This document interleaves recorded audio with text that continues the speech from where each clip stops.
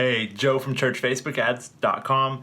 Today I'm going to talk to you guys about the power of the Facebook pixel and exactly what it is and how it's going to give your website visitors a second chance to learn about your church, fall in love with Jesus, and meet other people in your community. So if this is your first time to my channel, make sure to like, comment, or subscribe below if you're into any type of Facebook ads for churches. So basically, if you are a church marketer, if you're a church consultant, and you understand that church Facebook ads actually have the power to unlock all of your organic social media so that you can reach more people and keep them engaged at your church.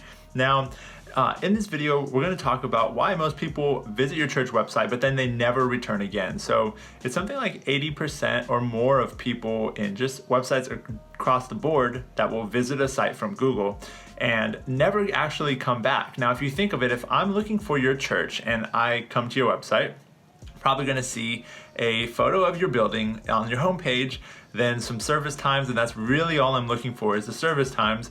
And maybe I'll check out the leadership, maybe I'll check out who's on your team, and maybe I'll check out a sermon or two. But after that, I'm probably not going to come back. And I may check out your church this Sunday or watch online. But how do I know to watch online? That's where the Facebook pixel comes in. So if I went to your website and then I left your website, and then I'm on Facebook or Instagram the next week, and all of a sudden I get a small 30-second clip saying of a sermon from your website, and maybe it's a past sermon, maybe it's this weekend's past sermon, or maybe it's your pastor inviting somebody to watch a sermon. Now I can click watch more on the ad, and then I can go and watch that sermon. Now I'm kind of in the stream, we'll say, like in the stream of your content. Now, this is a great way to use the Facebook pixel. So that's the use of it. But what the Facebook pixel actually is it's just a piece of code.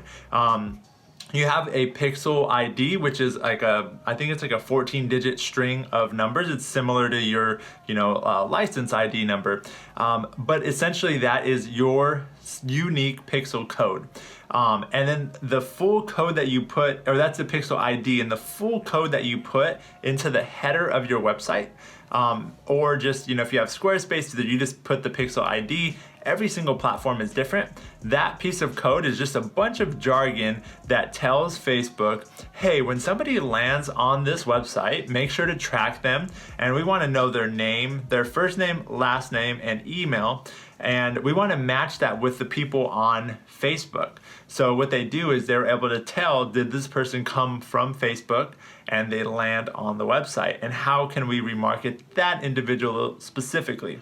Now, some of the things you can do once you have the Facebook pixel installed is you can remarket these people back to 180 days. Now, that's just the limit that Facebook has implied on the Facebook pixel. It's back to 180 days ago. So that's 6 months of time. I mean, that's more than enough. Now, usually I recommend targeting 14 to 30 days because those people in the last 2 weeks or a month have actually visited your website. Now, I mean, if it's 180 days ago, 180 days ago, I don't know when that was. That's a long time ago. I mean, I was living in a different place 180 days ago. Now, if you're try to think back to 180 days ago, 6 months ago, you probably had a different hairstyle. I mean, that was pre-COVID. I mean, that was a whole different time. So don't think that 180 days isn't enough. It's more than enough. Now, so you can remarket those people. And why that's a great thing for your church is it's going to be a lot cheaper. Now, on average, when I'm working with churches and helping them with Facebook ads, I see the cost per click go down by about 50% on average. Now, sometimes it's even more depending on how narrow we get on the remarketing. So if we're targeting somebody who just visited 3 days ago, they're more likely to click than somebody who visited 30 days ago. But on average, you'll see the cost per click drop by 50%.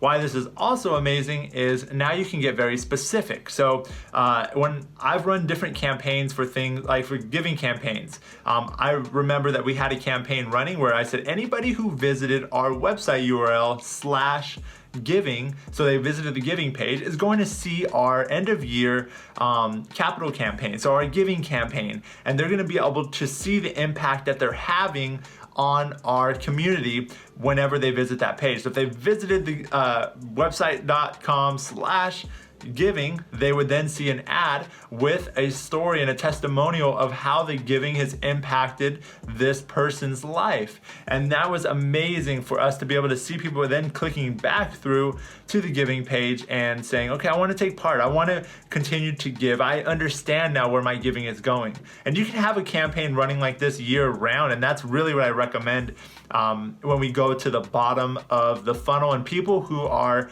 already engaged with your church, already serving, already tithing, we need to keep these stories in front of them so that they know. And it's just, the pixel allows you to be very relevant to the with the message to the audience.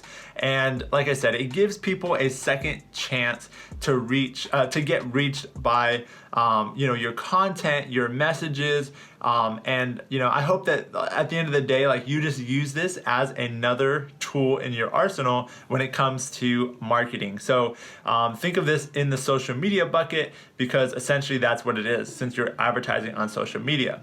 And last thing is, this is really great for event promotion.